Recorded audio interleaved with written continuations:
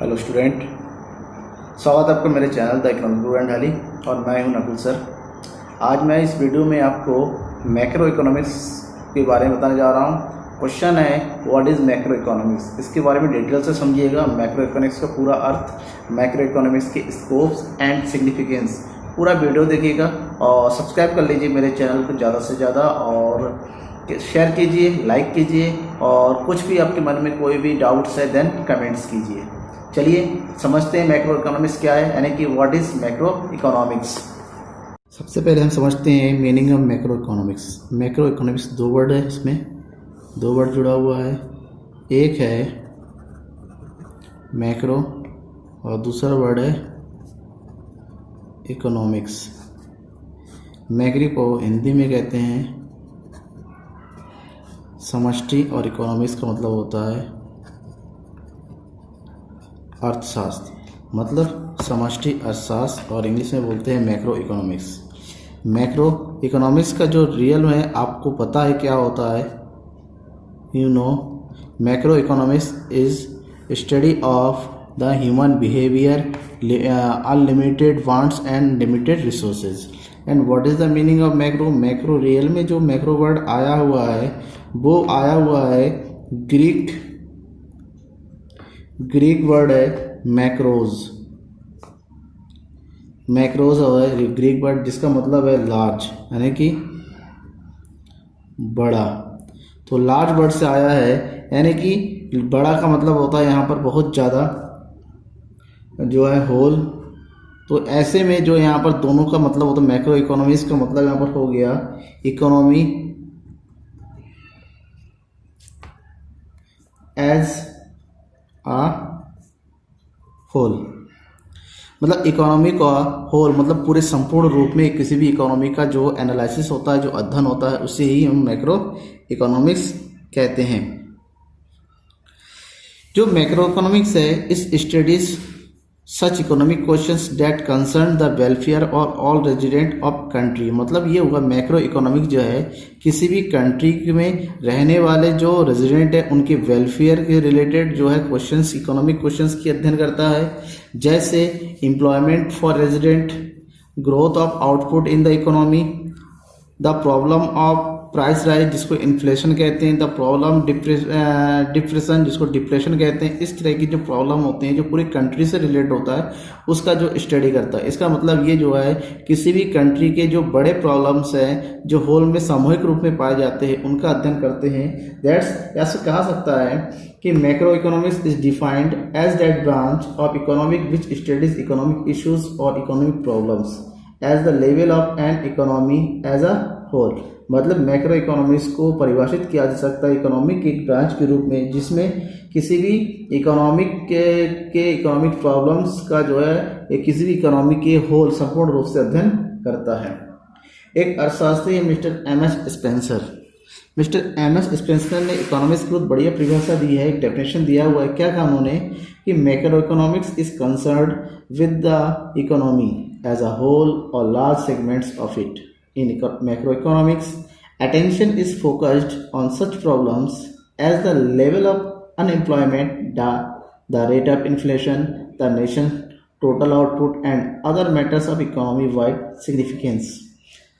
तो कहने का मतलब ये है मैक्रो इकोनॉमिक्स में पूरे होल ऑफ इकोनॉमी का एनालाइज किया जाता, स्टडी किया जाता है, इसलिए इसको मैक्रो इकोनॉमिक्स नाम दिया गया है। जिसमें एम्प्लॉयमेंट ऑफ स्टूडेंट होता है, इसमें जीडीपी की बात होता है, नेशनल इनकम की बात होता है, प्राइस राइज की बात होता है, इसमें डिप्रेशन की बात होता है, इसमें बैलेंस ऑफ पेमेंट की बात होता है, इसके अकॉर्डिंग जो है आपका फॉरेन एक्सचेंज की बात होता है। तो ये हो गए meaning of macro economics.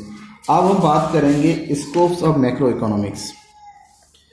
Scope of macro economics, इसके मैक्रो इकोनॉमिक जो स्कोप है उसको हम सही से समझें तो सबसे पहला estimation of national income and related aggregates. मतलब मैक्रो इकोनॉमिक्स का एनालाइज करने पर पढ़ने के बाद इसके थ्रू जो है हम नेशनल इनकम का एस्टिमेशन कर सकते हैं और उससे रिलेटेड एग्रीगेट्स के बारे में पता कर सकते हैं। दूसरा है थ्योरी ऑफ एम्प्लॉयमेंट, इसके मैक्रो इकोनॉमिक्स के थ्रू एम्प्लॉयमेंट की थ्योरी का बेटर एनालाइज कर सकते हैं, बेटर इसके बारे में पता चलता है। Theory of money, macro economics में मनी के बारे में पूरा अध्ययन होता है, मनी क्या है, मनी किस प्रकार से काम करता है, मनी की वैल्यू क्या है, इस सब के बारे में पता चलता है।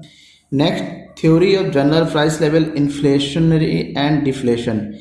मैक्रो इकोनॉमिक्स के थ्रू किसी भी कंट्री के जो प्राइस लेवल होता है, जो कीमत, सामान्य कीमत स्तर का होता है, चाहे इन्फ्लेशन लेवल हो चाहे डिफ्लेशन। इन्फ्लेशन यानी कि मुद्रास्फीति, डिफ्लेशन मुद्रा अपस्फीति, इसके बारे में हमें पता चलता है। रोल और गवर्नमेंट या गवर्नमेंट बजट, मैक्रो इकोनॉमिक्स के थ्रू गवर्नमेंट बजट के, गवर्नमेंट किसी कंट्री में गवर्नमेंट का क्या रोल है और गवर्नमेंट के बजट का क्या रोल है, इसका पता चलता है। Exchange rate and balance of payment. Exchange rate मतलब फॉरेन एक्सचेंज रेट, फॉरेन के साथ जो बिजनेस होता है उसका एक्सचेंज रेट के बारे में पता चलता है। साथ ही साथ बैलेंस ऑफ पेमेंट के बारे में पता चलता है। ये तो स्कोप ऑफ मैक्रो इकोनॉमिक्स है। अब हम बात करेंगे मैक्रो इकोनॉमिक्स की सिग्निफिकेंस। इसकी सिग्निफिकेंस क्या है? सबसे पहला, number 1, significance of macro economics. Description of economy. Macro economics किसी भी इकोनॉमी का डिस्क्रिप्शन होता है। Macroeconomics offers a deep description of economy, just estimation of national income across different sectors, reveal the nature and level of economic activity in the economy. Its study of employment reveals the magnitude of the problem and way it can be handled. और next है roadmap of growth and development, means macroeconomics offers a roadmap of growth and development. Programs and policies of economic growth are drawn by assessing the needs and means of the economy. Economic stability क्या है? Economic stability, study of economics helps achieve economic stability. This is achieved through appropriate monetary policy and fiscal policy, budgetary policy etcetera. Next, balance of payment status, जिसको BOPE भी कहते हैं shortcut में। BOP status of a country reveals performance of the economy in relation to rest the world. Balance of trade, export or import, shows our capacity to export and compulsion to import. Next, problems of poverty and environmental pollution.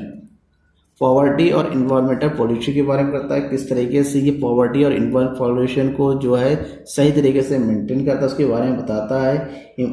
Macro economics offers insights into the problems of poverty and environmental pollution. It is by using macro models that these problems are addressed. And last is policy formulation, मतलब पॉलिसियों का निर्माण करना। किसी भी country में policy का निर्माण करना बहुत ज़्यादा अहम होता है, जिसके अंतर्गत मॉनेटरी पॉलिसी होता है और कंट्री का फिस्कल पॉलिसी होता है।